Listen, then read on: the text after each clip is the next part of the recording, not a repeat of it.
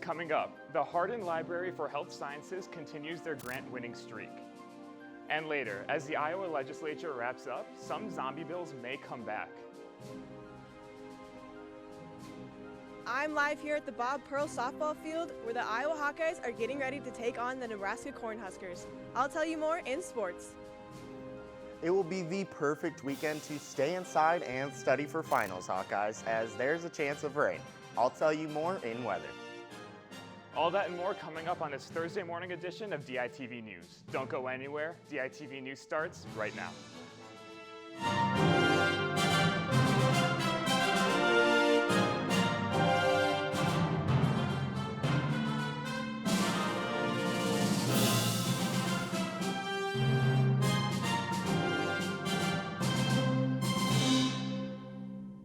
Good morning and thank you for tuning in. I'm Shivansh Ahuja.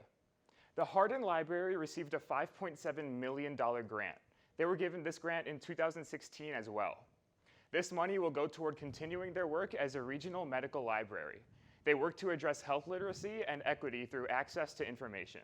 As a regional medical library, the Hardin Library focuses on getting the best biomedical and health information to researchers across campus and beyond.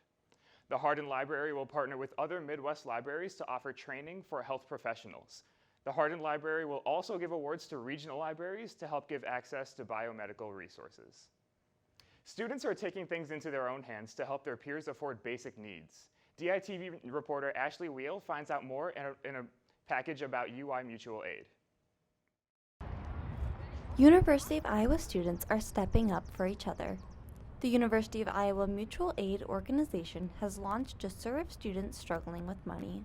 Or that our campus is not really doing enough, and that's why Iowa Mutual Aid has to come into existence, is because there are so many students facing housing insecurity and food insecurity, and it's important that we as a community take care of each other. The UI Mutual Aid has received over $1,000 in donations through their Venmo. So far, they have donations ranging from $5 to $200 from individuals, including community members and students. Next week, the organization will be hosting a free Finals Week breakfast bag for those who need assistance with healthy groceries to push through finals. We really saw a great need on our campus, especially the pandemic has kind of heightened a lot of students' food insecurity, housing insecurity.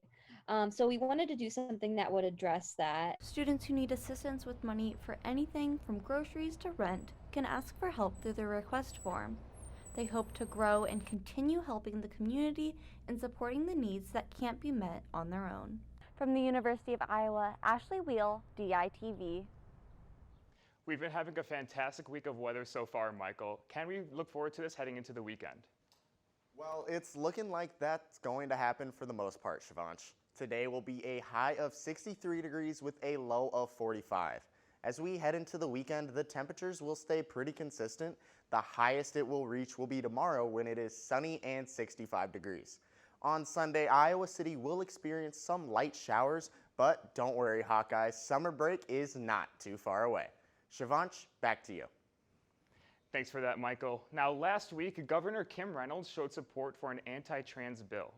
This possible bill would bar transgender people from playing gender-affirming sports teams. DITV politics reporter Lauren Johnson is live in the newsroom with details. Lauren, is it likely for the legislature to pass this bill?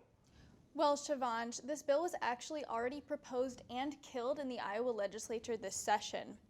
While zombie bills, or bills that were killed prior and are now being brought back, are not uncommon as the legislature wraps up, it's unlikely that it'll happen this year because the legislature is already in overtime, their regular session having ended April 30th. Just because this bill probably won't get reintroduced this session does not mean it won't get reintroduced in the next session, as it aligns with anti-transgender legislation that has been passed in a lot of red states across the country, including Florida. It is important to note, however, that there is no scientific evidence that transgender people have an unfair advantage when playing competitive sports, and this legislation would likely be challenged by several LGBT groups. Back to you, Shivansh. Thanks for the update, Lauren. Though the school year is coming to a close, Hansher Auditorium still has some exciting events to look forward to. This Friday, they have an online event called Archetypes. This is a collaborative musical production. Hansher also has a series next week with illusionist Scott Sylvan. It's one of those few examples and projects of a performance that takes place in real time and is completely interactive. Hancher is continuing to collaborate with and support artists they have connections with. Hancher helped artists with filming their pieces for an exclusive first look. It's a way of serving our community and our patrons with a priority, as well as making certain that in these weird times, that we're actually able to support artists in a way that not only benefits Hancher, but benefits the artists. Now we're going to toss it over to Julia at Bob Pearl softball field. That's right, Shivansh. I'm live here at the Bob Pearl softball field where the Iowa Hawkeyes are gearing up to face the Nebraska Cornhuskers this weekend. Now the Hawkeyes are coming off a 4-game series sweep versus Rutgers, where senior pitcher Allison Ducey threw Iowa program's 18th no-hitter in history. Ducey's powerful pitching performance earned her Big Ten Pitcher of the Week. Now freshman Briley Klosterman hit her first and second career home runs this weekend versus Rutgers. And she had 6 runs in total that she scored for the Hawkeyes, which earned her Big Ten co-freshman of the week. Now the Hawkeyes, this weekend series this weekend versus Nebraska is important as the Hawkeyes are tied with the Cornhuskers for 5th place in the conference standings. So if the Hawkeyes want to come out on top this weekend, they're going to have to carry their powerful pitching performance into this weekend. Now let's toss it to Tiana Torjan in the sports studio for more on Hawkeye sports. Thanks, Julia. Despite a heartbreaking loss in the NCAAs, the Iowa women's soccer team had a season they will never forget. DITV sports reporter Destiny Cook finds out why the season will be remembered as a historical one. From a 6-game losing streak to a Big Ten title, the Iowa soccer team's road to victory wasn't easy, nor was it expected.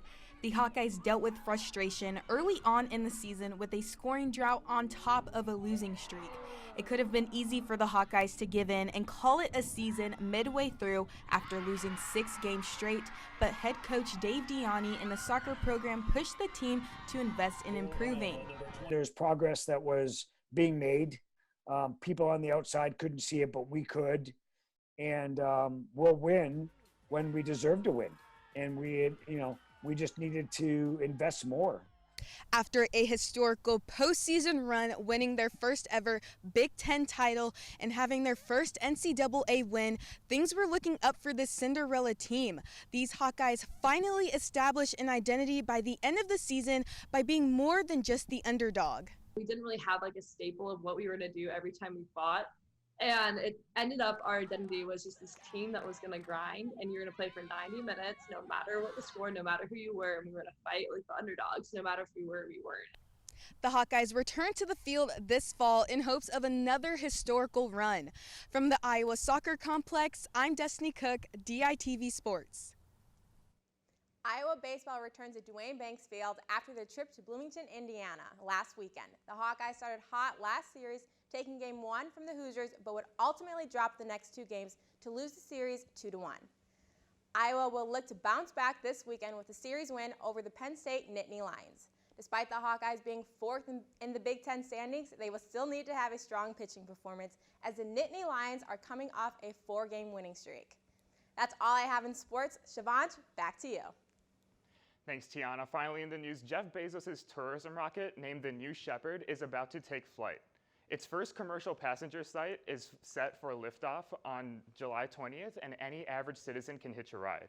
All you need to do is place a bid by going to the Blue Origin website.